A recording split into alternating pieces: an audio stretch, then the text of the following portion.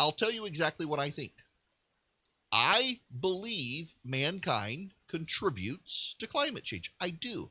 There are 7 billion of us on the planet. We are a symbiotic unit with the planet. I think we contribute to climate change. I also think the sun contributes to climate change. I think climate change is a natural thing. I think climate change will happen with or without us. The climate is always changing. It was changing before mankind was around on the planet. It'll change long after we're all in heaven. If there's a new heaven and a new earth, on the new earth, there will also be climate change. There's winter, there's summer, there's spring, there's fall. There's always going to be climate change. It is a naturally occurring thing.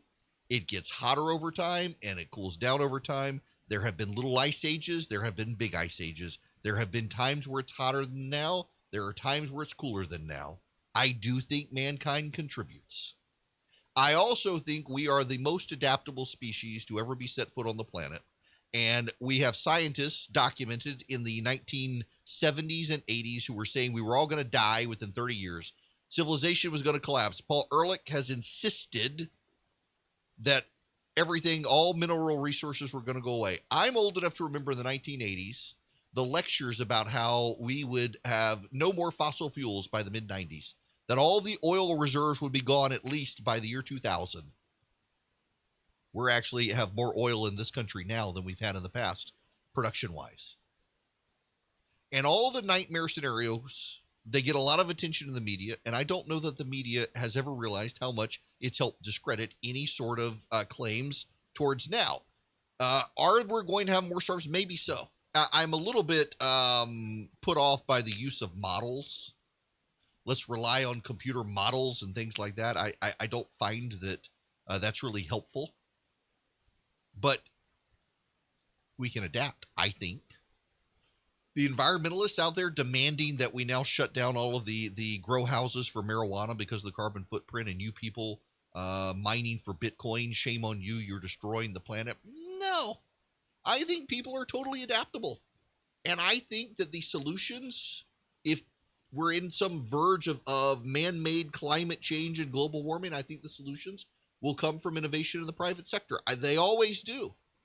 In fact, if anything, I think that's why we need a more robust private sector.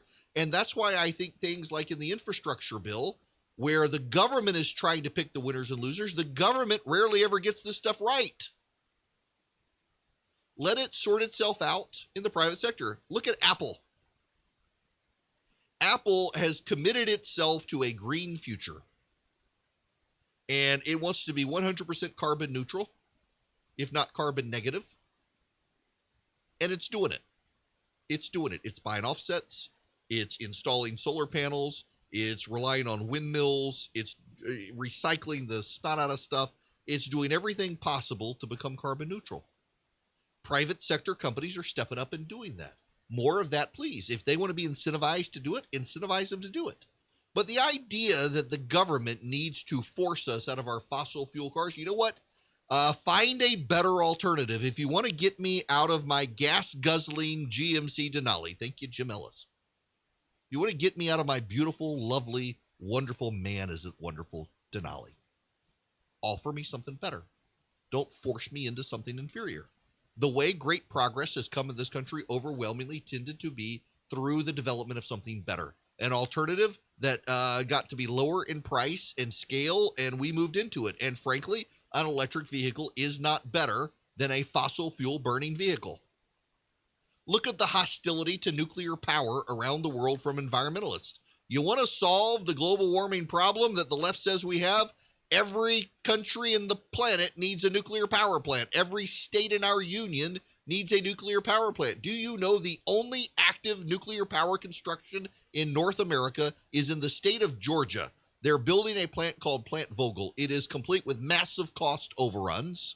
It is well over budget, the cost of which will undoubtedly be passed along to ratepayers, and it's a good thing. Why? Because the United States and Canada have become so hostile to nuclear power that if you want the reservoir of knowledge on how to build a nuclear power plant, you got to go to China and Russia.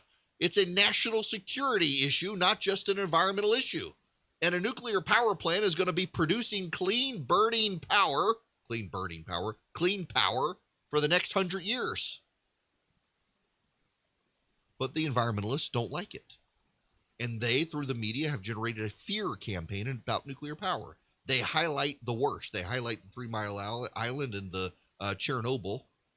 They don't highlight all the countries on the planet that have used reliably nuclear power for quite some time. If we're going to change the dynamic, let the private sector do it through innovation, not through the government picking winners and losers with tax credits, tax deductions, and incentives. We are an adaptable people. There's no reason for the freak out. There is absolutely no reason for the freak out. Yet the media has decided everything must be freaked out about, whether it is COVID, whether it is the environment, you name it. Everything must be a moral panic in the media to get you to care. And at some point, people just stop caring about everything and become apathetic and indifferent to everything because they can't decide what they really should care about and not care about when the media tells them everything is a hill to die on and everything is a catastrophe. Everything is a disaster. Pick and choose. If it's all a disaster, none of it is. Let the private sector sort this out and stop with the hysteria.